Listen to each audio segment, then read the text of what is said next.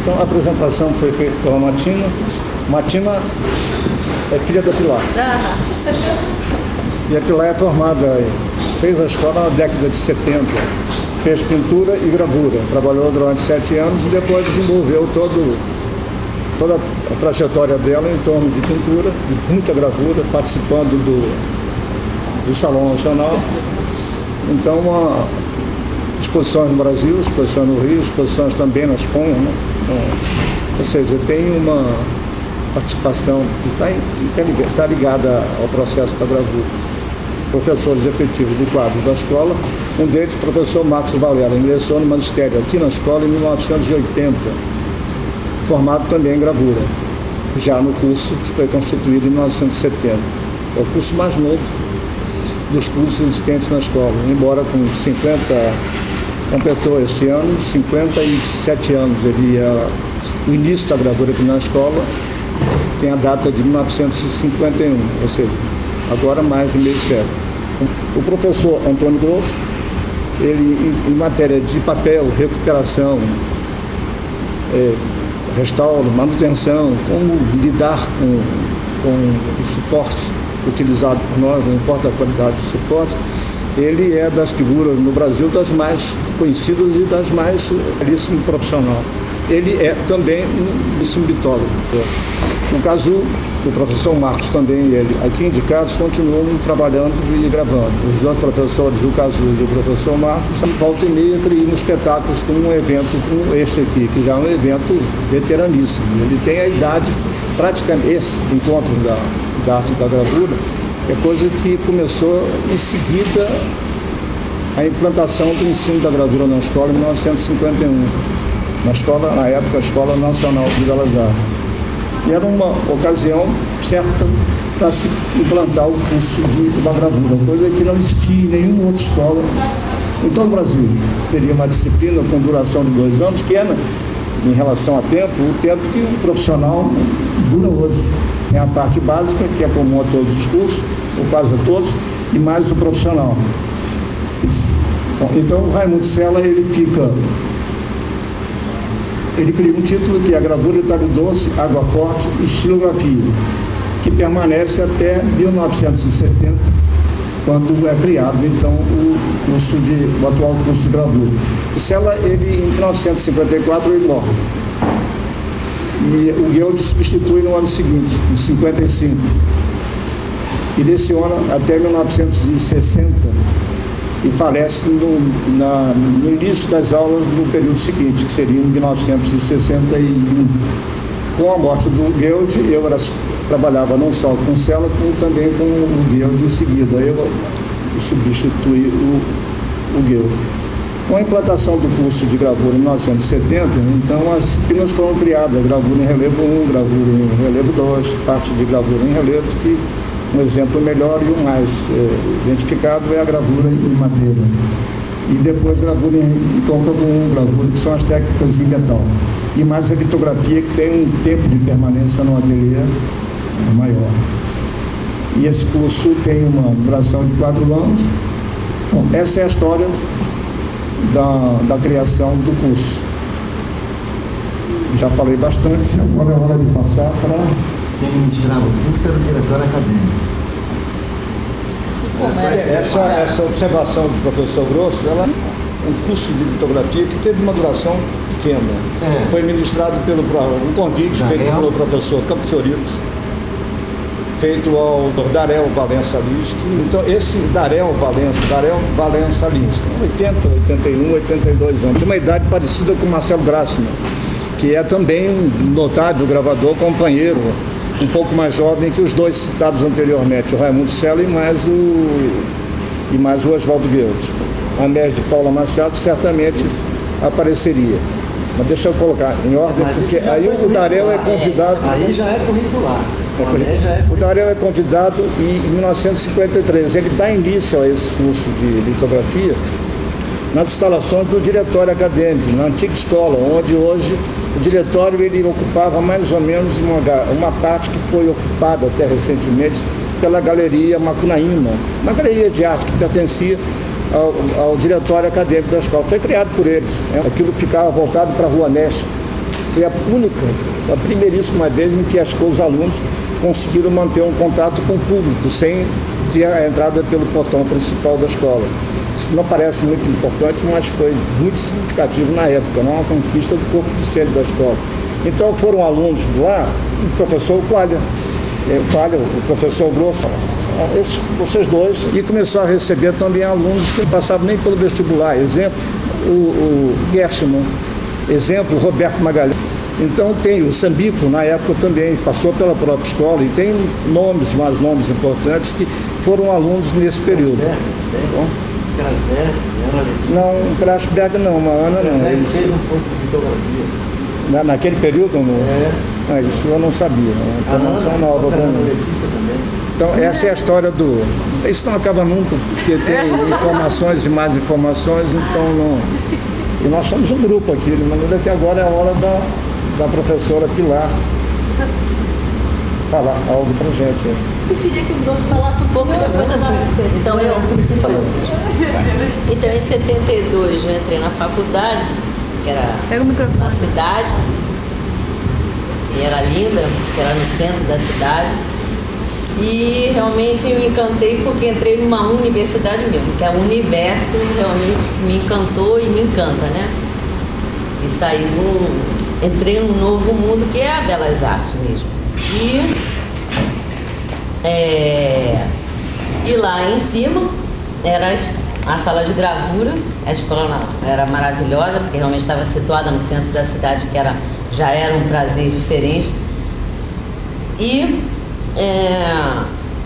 o professor Radir me encantou com com o seu discurso e com o seu universo que ele sempre desvendou e incentivou, né? Então, realmente, a faculdade, a situação dela e o encantamento realmente do professor Adir, que abria realmente todas as portas, né, para você realmente entrar dentro da arte, da paixão, da gravura, porque a gravura é uma expressão que ela tem condição quase que panfletária, né? Ela se reproduz, ela tem uma magia, porque é uma feitura muito particular, né? Você sai do âmbito de uma expressão direta para entrar no mundo do inverso, do revés.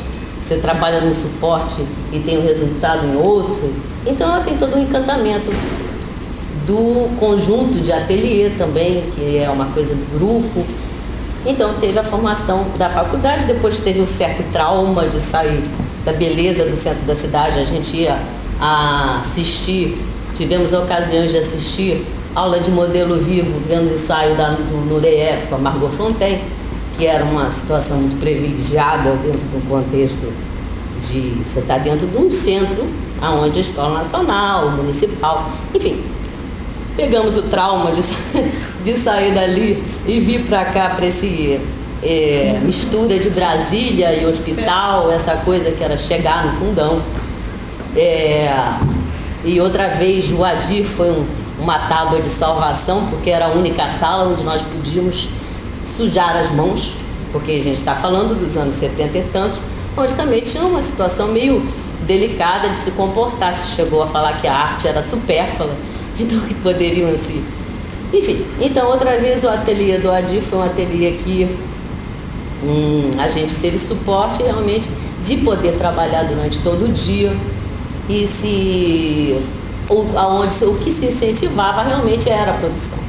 Então nós tivemos a felicidade de formar um grupo que éramos muito felizes trabalhando, que éramos Marcão, que são os colegas, Cazu, Vladimir, Rogério, e nós éramos um grupo que a nossa grande alegria era realmente trabalhar, e férias trabalhar, e final de semana trabalhar, e a gente realmente se divertia trabalhando. E além do mais, nas feiras da Providência tinha uma barraca lá que vendíamos, e o Adir falou: olha, realmente vocês vantagens, não vendem nada, trabalham muito, mas estão sempre numa felicidade. E é mesmo, o importante é o caminho, né? E a gravura, assim como a arte, é um passaporte mesmo para a vida, né? Você tem condição de viajar pelo mundo e se porque você tem uma grandeza, que é a grandeza de fazer uma coisa que você acredita e gosta, né? E além do mais, ela se multiplica, então isso é fantástico também, que ela se reproduz, não é? Então teve o ateliê, também teve os festivais de inverno, que era uma maravilha. E a formação minha foi, eu fiquei 14 anos direto, vivendo intensamente o que é a gravura, a nível de produzir, a nível de festival de inverno, a nível de dar aula, dei aula na Escolinha de Arte do Brasil e depois na Federal de Juiz de Fora, enfim. Fiquei muito tempo exclusivamente dentro da gravura e um pouco mais de gravura. Participei, eu me dediquei muito, assim como o Marcos foi muito na Chilo, o Cazu foi mais na Lito, eu sempre, apesar de fazer todas as vestidas a nível de gravura, o meu universo sempre foi a gravura em metal, a minha paixão realmente foi a gravura em metal, é a gravura em metal, apesar de todas as considerações com todas as outras e tudo, né? A nível de salão, eu participei em muitos salões e era uma ocasião que eu acho muito interessante, porque antes tinha os salões que davam os prêmios de viagem e tal. Essa não foi a nossa época, mas Ato Contínuo começou, então teve o primeiro Salão Nacional, primeiro Salão Carioca, aí já em Pernambuco já era o 30º, já no Paraná já era 30º tanto, Belo Horizonte 20º tanto. Aqui a gente tinha dado teve uma época, provavelmente a deles, que já era a de prêmios, viagem, tudo já, a nossa a gente retomou como uma nova colocação, onde tinha muito incentivo de prêmio aquisitivo. E isso é uma coisa que eu acho que foi muito boa também, porque te dá uma dinâmica de participar e de ser conhecido, do teu trabalho também rodar muito, e de você viajar o Brasil inteiro, porque na realidade Pernambuco, você ganha prêmio, eu ganhei muito prêmio, então foi ótimo. Então eu fui para Pernambuco várias vezes, depois fui para Belo Horizonte várias vezes, para Curitiba. Então isso te dava além do incentivo, te dá também você basicamente é conhecido dentro do contexto artístico mesmo, porque dentro dos salões quem se conhece, quem se relaciona mesmo praticamente são os próprios artistas. Mas enfim, é muito interessante, porque depois vão também, se é aquisitivo, vai para coleção, ou vai para o museu e tal. A nível de trabalho, eu acho que também tem a coisa de você, de seleção de salão, eu acho que foi não era uma coisa feita para esse propósito, no caso, não fazia com esse propósito, mas a coisa de série, a coisa de um conjunto de ideia, ou um conjunto de linguagem, que de repente também sempre dava um universo e que talvez facilitasse também essa coisa do que era a linguagem de salão, de seleção. Depois daqui eu passei um tempo inauguramos com o Cazu, quando a gente acabou, a Escola do Engar também, que também foi um arremate do que foi a gravura, e os festivais, conforme eu falei. Na Espanha eu fiz doutorado, dentro do doutorado, já era em outra área, tinha uma parte da gravura, foi a eletrografia, que é a coisa do transfer, da fotografia, e ali eu vivi bastante isso e gostei muito. Então, a nível de gravura em metal, eu investiguei muito, e realmente a parte do suporte, que era uma coisa que de uma certa forma às vezes me dava uma aflição por causa da bitola da prensa, por causa do tamanho, eu resolvi também extrapolar um pouco esse tamanho, no sentido de que se eu com uma fazia um tamanho pequeno, se eu juntasse várias eu tinha a liberdade de fazer um grande tamanho. Que ali foi uma conduta que eu adotei muito na gravura, que foi juntar placas, tratar ela como um módulo e fazer gravura de grande dimensão. Então tem gravura juntando todos os módulos, quase 3 metros, enfim, no sentido de que se você pode com um pedaço ter uma restrição, se você soma eles, você não tem limite, não é? A união faz a grande dimensão. Depois, preparar a tela e fazer a impressão sobre tela. Então, fugir do vidro e também ter a liberdade de uma proporção maior. Então a entintagem já não era de grande tiragem, já era puxoar. Em vez de ter várias matrizes, eu fazia entintagem localizada, que também te dá uma liberdade e te dá o suporte de tela. Então passa a ser tratamento de tela e a impressão, se levanta o rolo, abaixa, levanta e abaixa, porque eram grandes, tamanho grande. Então levantava, mudava a placa, a matriz, e outra vez apertava e ia até atingir o tecido, que digamos era um tecido grande. Depois também a gravura chegar a poder ser meio escultura, no sentido de fazer uma gravura que você criasse uma ilusão de que, ilusão não, um fato de que você, como era assim, então de um lado você olha, tem uma imagem, de outro lado você olha, você tem outra imagem, e de frente você tem a junção dessas imagens. Então, de uma certa forma, e também é grande, né? Tem tamanho de uma pessoa. Então, a gravura foi tanto para um grande formato, juntando os módulos, como para um suporte que se aproxima à pintura, porque o tratamento era a pintura e ela foi impressa na tela, como meio tridimensional, porque ela passou a ser também livro da moldura, mas ela passou a ser um tótem, um objeto. Depois teve a minha primeira exposição, foi uma exposição de grande proporção, que foi na Escola Nacional de Belas Artes, só que já era Funarte, quer dizer, eu retornei lá, né, para fazer a exposição, na Rodrigo Melo Franco. É um corredor enorme, que aí eu revesti aquele espaço bem grande, criei uma tarja para limitar, porque aquele negócio era enorme, e no final eram 3 totens, também tudo de gravura grandes, eles eram pendurados, o caso me ajudou a montar essa exposição, então eram coisas pretas assim, que penduravam, e os totens faziam o final do espaço. Esse totem, que era todo em tridimensão, era no início, e eram 72 gravuras, que eram as gravuras das pessoas, né, basicamente, e depois a desmembração das gravuras, que eram esses modos, até chegar numa linha.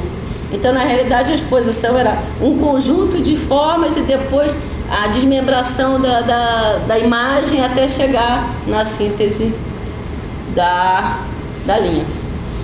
Enfim, então, viva a gravura. Agora eu passo aqui pro colega aqui. Não tem muito mais a dizer, o Adir já deu uma explicação sobre o curso. E parece que é mais interessante agora a gente responder perguntas, caso eu acho queira fazer. Também. Pode ser o papel, né? Que é a praia dele. Não, o que eu posso dizer é o seguinte, eu fui professor de litografia durante muitos anos particulares.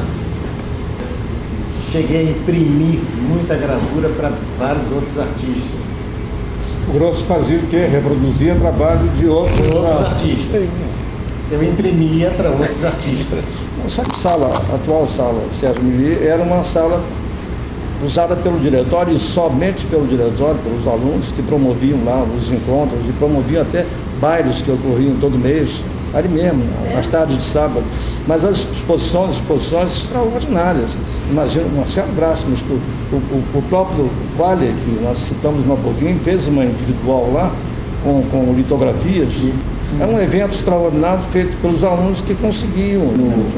No diretório acadêmico era coisa do diretório. Então, tem ele que participou.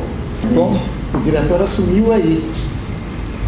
Não, já assumiu, porque a sugestão foi do diretório. Né? E depois que Darel deu aula, ele foi para a Europa. Mas se assumiu, quem o substituiu? Tem que ter um professor, tem que ter um orientador. E olha, você vê que é um problema enorme na hora de registrar isso. O Amé chegava lá e dizia alguma coisa, o Qualia mesmo chegava e dizia alguma coisa. E se pegava o Amés é posterior, porque o Amés é convidado pelo próprio Campo Teorito em 1961, anos depois, né, para assumir, aí sim, uma disciplina chamada litografia. Não, isso é anterior. Não, 61. Isso é anterior, é de 53. O Amés, naquela época, ele trabalhava com o Campo Teorito porque ele era auxiliar do Campo Teorito. Ele era auxiliar de ensino, era início de carreira para ele. Hoje eu estou pegando mais 2 nomes que até então eu desconhecia, que é o da Ana Letícia, que é uma gravadora extraordinária, mora no Rio. mora, resiste na UCA, acabou de fazer uma exposição individual lá em São Paulo.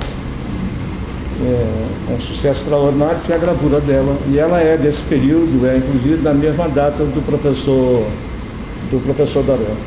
Vamos ver que tocar nessa realização do diretório, eu acho que é interessante. Então, assim, uma coisa que sempre me atraiu na gravura, e por isso eu vim fazer, o que a gente vê é que a gravura ela perde espaço em muitos lugares de exposições e tudo mais. A questão da gravura nesse espaço contemporâneo... O mercado, você diz, né? No mercado, assim. Dá para confrontar a qualidade da nossa gravura com a gravura feita no mundo, e a nossa gravura sobrevive tranquilamente.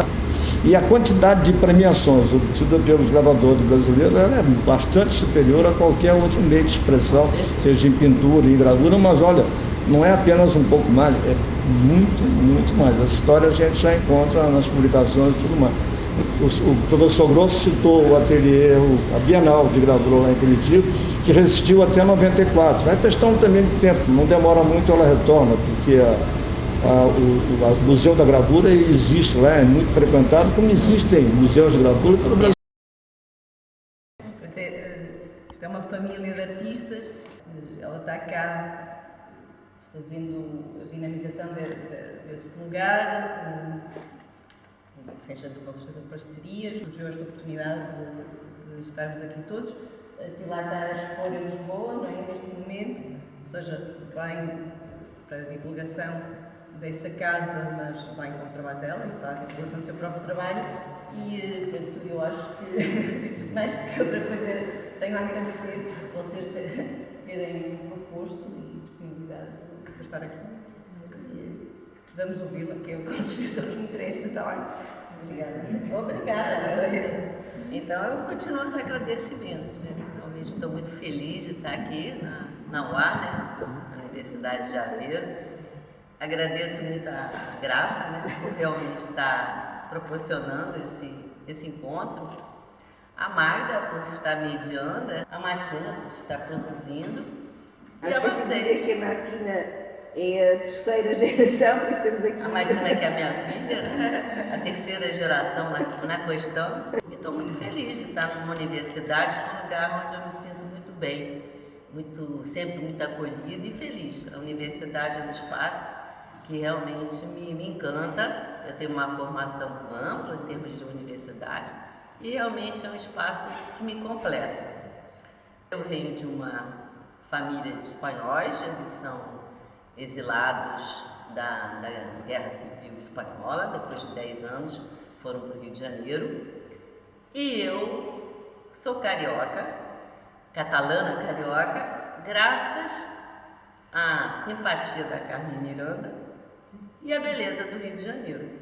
Quer dizer que Portugal realmente faz parte da minha vida. Eu sou carioca graças a essa energia e essa beleza. Rio de Janeiro, que realmente é maravilhoso, e a casa foi um espaço que eles escolheram.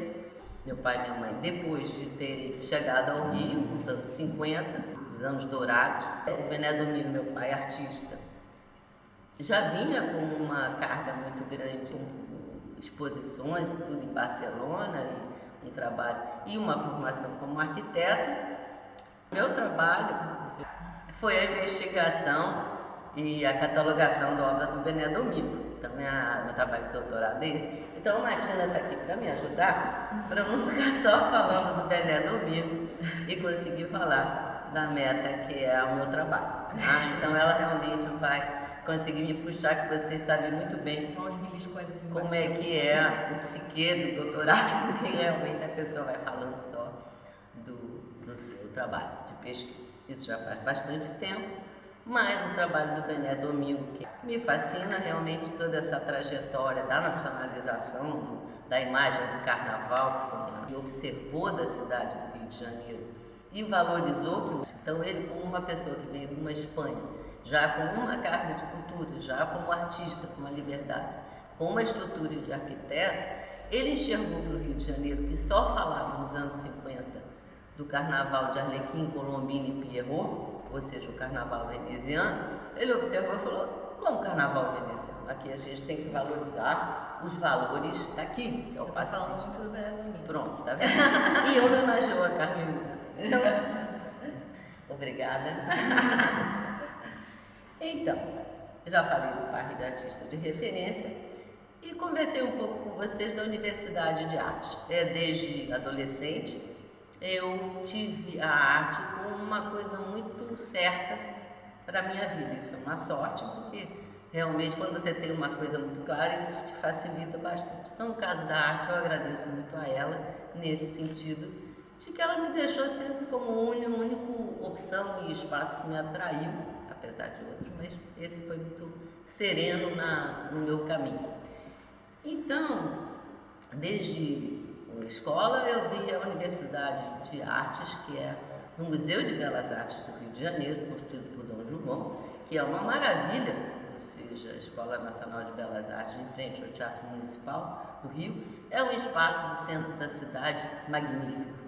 Então eu ia lá naquele prédio, via aquelas esculturas e falava, não, aqui é que eu quero realmente estar. Minha vida pessoal, eu brinquei muito, fui uma criança que brincou demais e adorava pesquisar. Na realidade, eu acho que a arte para mim é uma extensão da brincadeira e da pesquisa, da investigação e de tudo virar alguma coisa, da transformação. E quando eu entrei na universidade, eu descobri que o universo era aquilo. Eu entendi o sentido da palavra universidade como um universo que se apresenta e se desponta, onde você pode explorar e realmente ser a investigadora, as emoções e aquilo que você quer buscar. E eu entrei na Escola Nacional de Belas Artes e fiz pintura, a pintura, desenho, que era a minha referência. Então, a parte das técnicas, da confecção do material, criar os suportes, preparar as telas, preparar as tintas, os pigmentos, a feitura das coisas, como a parte mesmo da confecção do material, desde a tinta até o próprio suporte. A gravura para mim, dentro da universidade, foi um descobrimento, que eu, na realidade, não tinha essa intimidade com o que era o ateliê da gravura, o que era uma prensa, o que era uma placa, não. E me fascinei. Me fascinei por quê? Porque a gravura, ela é um ambiente que já por si próprio é muito mágico, é um indireto. Você trabalha numa superfície que vai te dar, o teu produto dela já é indireta no papel ou em outra superfície. Fiquei realmente muito tenaz no que é essa busca, esse caminho topográfico. Que de uma certa forma, no que a gente vê a gravura, a gente vê como se fosse uma superfície aérea do planeta Terra praticamente, porque você vai aos sulcos, aos relevos. Os sulcos, eles dão a retenção das tintas. Uma xícara, que é uma madeira, já a madeira tem seus veios, tem os seus caminhos. Você pega um elemento que vai ferir, vai interferir naquilo. Aonde você tem os planos, você vai poder ter os negros. E aonde você tem os sulcos, você vai ter os brancos. Que esse mundo indireto já é fascinante. A madeira, a intimidade que você tem de botar um papel e tintar e você com uma colher de pau fazer a cópia. Isso é uma facilidade de cozinha que a gravura dá, de intimidade, de ateliê. Um ateliê sem muita pompa, um ateliê muito de cozinha, quase que dizendo. Você pode estar numa mesa fazendo uma gravura, mas a própria colher de pau, né, já é uma coisa que te dá uma sedução muito forte. Alito que é a pedra, que já é um plano gráfico. Alito você tem um plano que pela questão de rejeição de água e absorção de gordura, vai você chegar a uma consequência que seria a prova da gravura. Que aí você já depende do que é a prensa, que já tem toda aquela coisa, bioquímica, né, que você bota os líquidos e aqueles átomos, ou seja, já tem uma situação de encantamento. Bom, aí a gente tem a serigrafia, que quase é a mais antiga, mas também é plano, né? Você vai ter entupir, que seriam os poros, e expor. Então a passagem da tinta ela vai muito mais por esse caminho. E o que é fascinante disso tudo? É o múltiplo que ela propõe. Ela é panfletária, ela é quase revolucionária na gravura. E o metal é a minha paixão, me roubou totalmente o coração, porque é um metal, já é um material muito poderoso, é muito rico.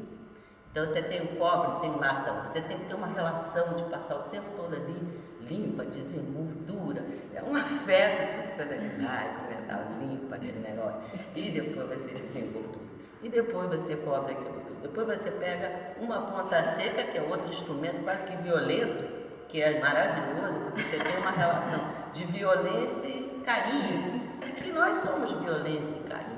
Nós somos tudo isso, nós não somos, o tempo todo violento, todo tempo bonzinho. Eu acho que essa diversificação do que nós somos, que a arte nos possibilita, que é um encantamento da arte, da vida e da expressão, né? Então essa possibilidade que esses materiais proporcionam é um encantamento e uma facilidade que essa técnica propõe. Ao mesmo tempo, a gravura, ela tem uma coisa que se impõe, que é uma disciplina. Então, se você não tem disciplina, você não tem resultado. E isso também é muito encantador, porque você pode estar lá cheio de mas peraí, você tem um tempo no ácido, você tem que ter a restrição de uma bitola. Por quê? Na gravura em metal, você tem um suporte, metal, cobre, então você vai impermeabilizar uma parte, vai entrar com a ponta seca, vai ferir aquilo e teu desenho, ele realmente vai estar pela ausência da proteção que você vai estar dando naquele metal. Você bota ele na imersão da água forte, a água forte é o ácido.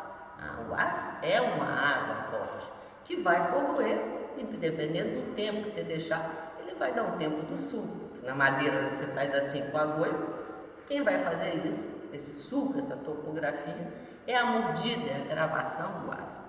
Então esse tempo, essa borbulhação toda daquilo lá, todo esse processo de várias etapas é o que vai te dar os pretos, os brancos e as intensidades das mordidas, das gravuras. Se você quer aquilo lá limpa, outra vez desengordura, outra vez passa, faz aquele carinho, bota até talco, botar. Ou seja, é uma relação de um carinho intenso e depois taca no ácido novamente. Então é uma situação muito profunda, se você quiser dizer assim, com a gravura. O resultado é ao contrário, né? E em outro material, que é o papel. Eu sempre gostei da fotografia. A fotografia sempre foi um elemento que eu usei, fotografei muito sempre, com boas máquinas. Estou falando de uma época analógica, filme. E eu puxava o filme, grão, se o filme é de 400 asas ou de 200 asas, e eu puxei para o 1600, puxando o grão dele, que na gravura seria o grão do breu, ou que se a gente for fazer, você vai fazer a trama, seria realmente a retícula. E a ateliê da fotografia é o laboratório. Então eu ia realmente para o laboratório, tinha laboratório só que era no Parque Lage, porque nisso eu também frequentei, não só a Escola Nacional de Belas Artes, como o Parque Lage e como o Museu do Engar. Onde tinha realmente arte, eu ia e me metia e trabalhava. No Parque Lage tinha um laboratório de fotografia muito bom e é um mundo encantador. Fica lá naquele escuro todo, a luz vermelha, e bota o filme para revelar, sacode aquele negócio. E o ampliador é a prensa, o ampliador é a maravilha. Eu botava um negativo, outro negativo e superpunha aqueles negativos todos. Então eu tinha resultados do mundo da criação mesmo, quer dizer, aquilo que eu tirava fotografia me interessava, mas sempre me interessou menos do que aquilo que você pode imaginar que existe, que é essa fronteira do ilimite, que eu acho que a gente sempre trabalha a mesma coisa na vida, com técnicas e novas ferramentas, mas na realidade você está dizendo sempre ou buscando sempre a mesma coisa. Eu não vejo muita diferença de mim brincando no quintal Agora, evidentemente, tem o quê? As ferramentas, os tempos e os instrumentos. Mas eu acho que eu sempre fiquei fazendo a mesma coisa, entre aspas, vai buscando mais ou menos esse mesmo encantamento do fazer e do descobrir, de como é que você pode transformar aquilo que você tem pela volta e essa fronteira do visível e do invisível que está ao nosso alcance. Vocês, noutra prova, num ateliê que tem aquele cheiro fantástico, maravilhoso, que é sempre uma caverna mágica, né? A gravura sempre está naquele ambiente da magia, da transformação e da união. Falar um pouco da minha vivência da gravura. Eu sou apaixonada pela gravura, eu venho de uma família de artistas, minha família é da arte, eu nasci na arte, cresci na arte e desde pequena eu queria só ser artista mesmo, não tinha assim, tranquilamente. Quando eu descobri que no mundo existiam outras opções, francamente não me interessaram, então continuei nesse trajeto. A arte eu acho que é o caminho realmente de vestígios e de manifestação do ser, né? Então, vamos dizer, os artistas da pré-história já manifestam isso, né? Então a gente vê que isso realmente é a necessidade de estar, de se comunicar e de se situar. Eu vi o ateliê, que é essa magia que o ateliê da gravura tem, essa coisa do grupo que ele manifesta, que é tão rico, essa situação coletiva, porque a pintura maravilhosa, linda, mas é uma coisa muito pessoal, é muito egóica nesse sentido de cada um. Eu adoro, eu pinto, eu faço escultura, não é por nada disso e não é assim, mas é no sentido do que o ateliê transmite, o que é aquela energia, o que é aquela convite humano te puxa, né? Então, quando eu vi a gravura, uau, maravilhoso. Então foi uma coisa que realmente me puxou. A Escola Nacional de Belas Artes, como eu disse, quando eu entrei, formamos um grupo logo do primeiro momento, no primeiro instante de entrar na universidade, de amigos que somos amigos. E o que acontece? A gente vivia aquela universidade de chegar dos primeiros e sair dos últimos. Então nós que vivíamos num paraíso, que era um centro de cultura, um centro de expressão, começamos a ser banidos daquele espaço. E efetivamente fomos banidos, conseguimos. Exilaram. Nos exilaram na Ilha do Fundão, que o próprio nome expressa o que quer dizer, era uma ilha e lá no fundão, ou seja, no fundo da Baía de Guanabara. Ou seja, né, a arte foi pra lá. Então a gente chegou lá, caramba, foi ruim, num lugar muito cético, aquela coisa. Bom, a gente chega, parecia um hospital aquilo, era um negócio assim da gente vir de um prédio lindo, aquelas esculturas que eu amei tanto, aquela pompa toda aqui, maravilhosa. Chego para um lugar que é um corredor frio, cheio de coluna, um negócio, corredor.